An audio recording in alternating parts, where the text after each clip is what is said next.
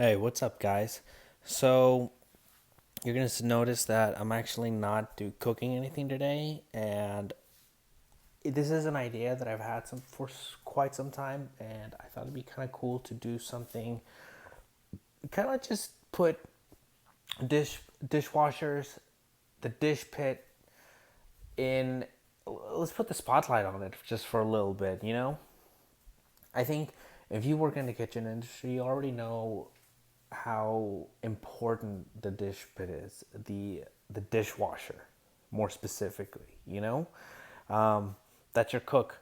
I worked in this restaurant, and when it came to every oyster order we would get, which was either 3, 6, or 12, it was one of the dish guys. We would just call out, 3 oysters, and Jesus, man, they knew just off of memory. The last dishwasher I worked with old before this whole COVID thing, man. Him and I met. I was already working in the kitchen, trying to be a lead, and this guy comes in, and I guess he was in a rough patch in his life, and the sous chef at the time, he's the chef now, but he was sous chef at the time, and he's like, yeah, we'll give you a job, we need a dishwasher. And we had tried a couple people, but it just wasn't working out. We needed more hands, and a lot of the dishwashers were moving up to into prep cooks, and this guy comes in, and quiet guy, big guy, but slowly he would start to engage. He'd always ask questions, and that was always really cool. When someone shows genuine interest, when they want to be an asset, they don't just want to wash dishes. He'd always come in. It's like, hey, can I help? If you teach me how to do one thing, I'll do it, you know?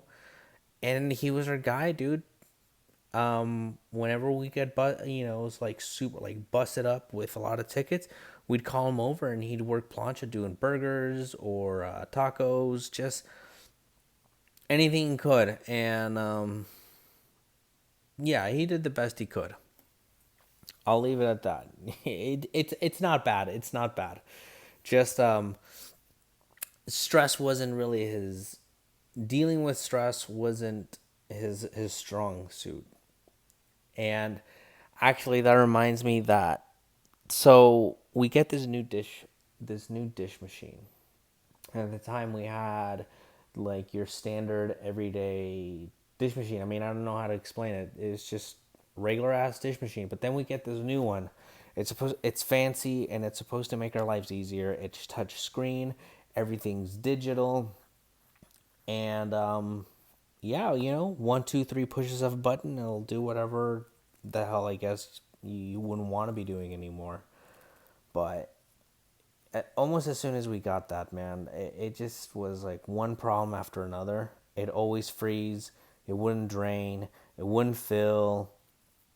You know, it would it would restart on its own.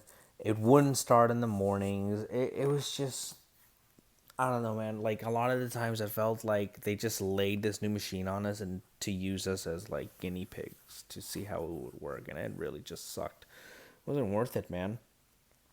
And poor Omar, man, he had to do the best he can, And this guy doesn't. He's not trying to deal with more stress than he has already. And fuck, man, I felt bad. I mean, what? And the thing was, him and I are different in terms of like the way we deal with stress. With me, the more stressful situation is, i.e., let's say, the more tickets, the more jacked up everything is. My brain just tends to simplify things, and then figure out the quickest course of action to get us from point A to point B, and how we get there is just whatever, man. We gotta bite the bullet, you know. I really don't complain a lot. I'm a very quiet person in the kitchen. Omar is more on the opposite end. Well, not really opposite. He doesn't bitch and complain. He's just more vocal. He's more comfortable telling you, and it's like, dude, this thing's not working. Dude, is there anything we could do? This is fucking bullshit. I mean, there were nights where, yeah, you know, I'm in the back organizing everything's, I'm putting things away, consolidating, and I know that the machine's not working and we're doing the best we can. And he's just like, fuck this, blah, blah. It's like, Omar, chill out, dude. We're in an open kitchen. People can hear you, you know? And you're freaking out the girls in the back. Like, chill out, you know? I think one time, it was a pretty bad night. I don't remember how this led, but I just remember specifically telling him that I needed him to suffer in silence. I apologized for that later on. I mean, I didn't think that was that harsh, and maybe other people might not. I don't. Looking back now, it's like no, that's kind of. I don't like that. I don't like that at all. But if you like it, you can use that. But anyway, yeah. Um, but we spent so many countless nights because that thing would break, and because we were on our own, I would always just tell him, okay, man, we're gonna have to like do the 3 compartment method, go take a break, have a smoke, come back, and we're gonna just bust this out. And instead of leaving at a normal time, which would be like 10:45, we'd end up leaving like at 11:30, 12:30. One time, we did not leave there till like 1:48. However, that's partially my fault because I'm a big completionist. I feel that we have to do all the dishes, and I know that I'm sure if I would have told my chef the next day, it's like, look, we left some behind, for the morning, but it just didn't feel right to me. I didn't want the morning people to be coming in and do that like that. I don't know. It didn't sit well with me, and so I'd always have to just come on, Omar. We're just gonna do them all, and they're gonna know the kind of guys that we are. That we get shit done every time. And you know what? Omar really fucking pulled through. Sometimes it wasn't easy, and sometimes it wasn't hard, but we fucking did it, dude. And him and I really like, you get a bond like that, and that's special, man, and it's unique, because everyone's gone. It's just him and me, So then, at some point, everything just calms down, and you just start talking, and before you know it, you're talking about like really good shit, music. We're listening to YouTube, just whatever, I'd give him rides to the liquor store, pick up something, and then drop him off.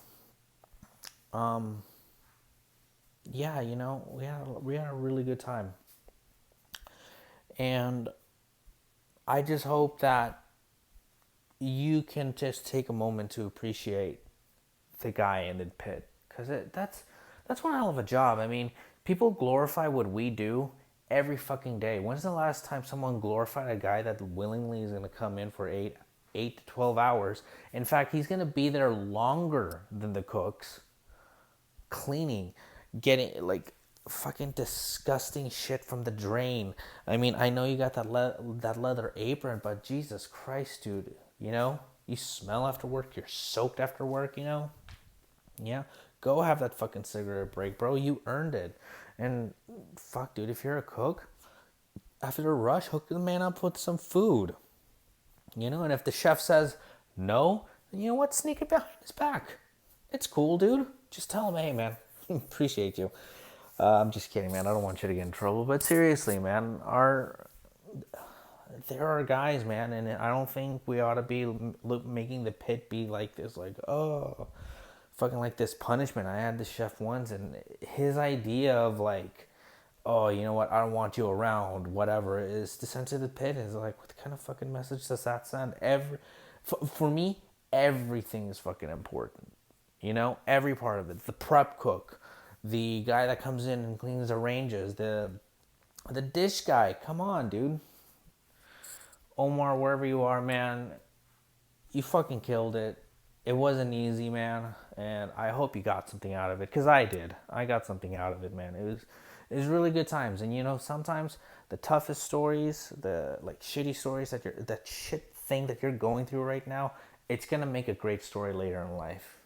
I think you just have to. It's hard. It's easy to say it, but it's very beneficial if you could be very forward thinking. You know, hard times aren't going to last forever, you know? Take advantage of that hard time, because once the easy times come, dude, what's the incentive to even be better? There's no incentive to be better, you know?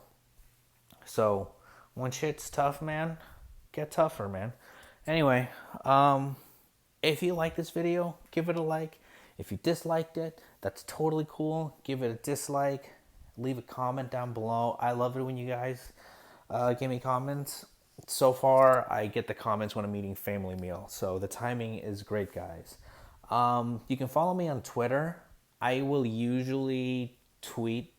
I've noticed I've been tweeting after the rush.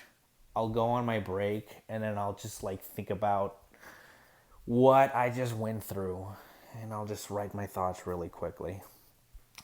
Instagram, that's more just my day to day, things that I do when I'm not in the kitchen. I don't really Instagram a whole lot when I'm in the kitchen, but who knows? Maybe I'll start doing that, taking pictures.